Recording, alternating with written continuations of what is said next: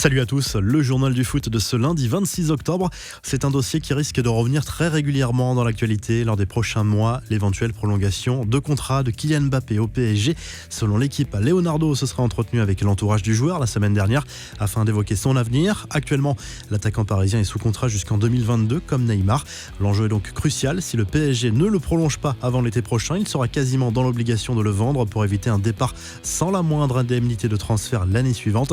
La position du joueur n'est pas fermé, il est prêt à prolonger son contrat mais souhaiterait connaître les plans précis du PSG pour l'avenir, notamment en termes de recrutement. Ce rendez-vous n'aurait débouché sur aucune avancée concrète. La question salariale n'a d'ailleurs même pas été abordée selon l'équipe.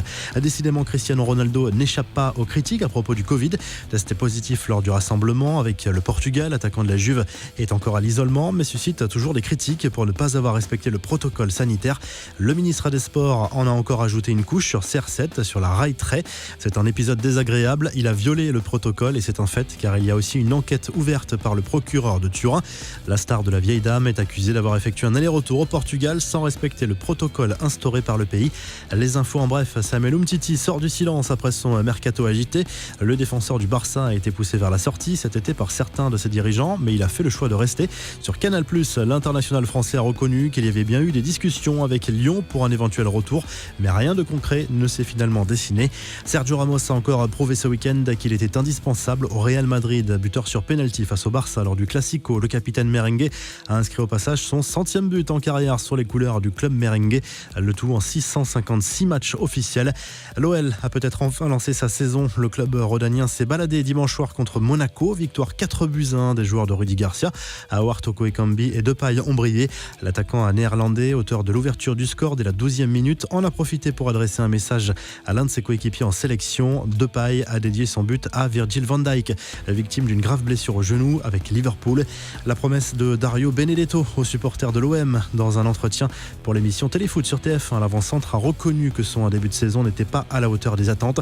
Il promet de tout faire pour revenir au top. C'est le moins que je puisse faire pour ces gens qui m'ont apporté tant d'amour en si peu de temps, a reconnu le buteur argentin. Une bien triste nouvelle à présent avec la mort d'un jeune joueur en Angleterre. Manchester City a annoncé le décès de Jeremy Wisten, 17 ans, ancien pensionnaire de l'Académie des Citizens. Selon certains médias anglais, le jeune homme se serait donné la mort parce qu'il ne supportait pas l'idée d'avoir échoué à percer à City.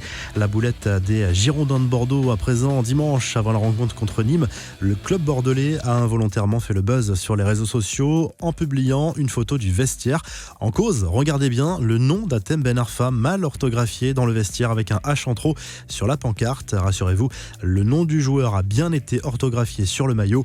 Enfin, voici le 11 de rêve du PSG, le Kylian Mbappé. L'attaquant parisien a été invité par le club de la capitale à désigner son 11 de légende avec une seule consigne, choisir des anciens joueurs. On y retrouve Bernard Lama, Dani Alves, Maxwell, Thiago Silva, Mario Yepes, Thiago Motta, Youri Djorkaeff, Ronaldinho, Zlatan Ibrahimovic ou encore Pedro Miguel Paoletta.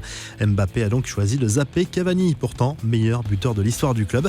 La revue de presse, tout va très vite en Espagne, surtout au Real Madrid. Le journal Marca consacre sa une à Zinedine Zidane, dont la cote est remontée en flèche ce week-end après la victoire lors du Classico contre le Barça, alors que le technicien français était annoncé menacé avant ce rendez-vous.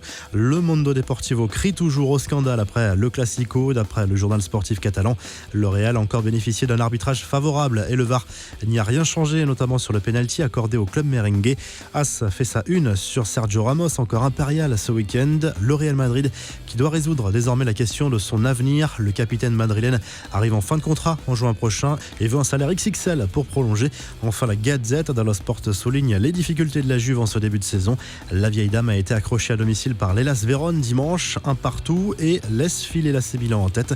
4 matchs, 4 victoires pour l'instant pour les rossoneri en Serie A. Le club lombard accueille l'AS Rome ce lundi soir pour prendre encore plus le large peut-être. On se quitte avec le classement des buteurs réactualisé des grands championnats européens et vous retrouvez l'actu foot sur topmercato.com, l'appli Top Mercato, et à très vite pour un nouveau journal du foot.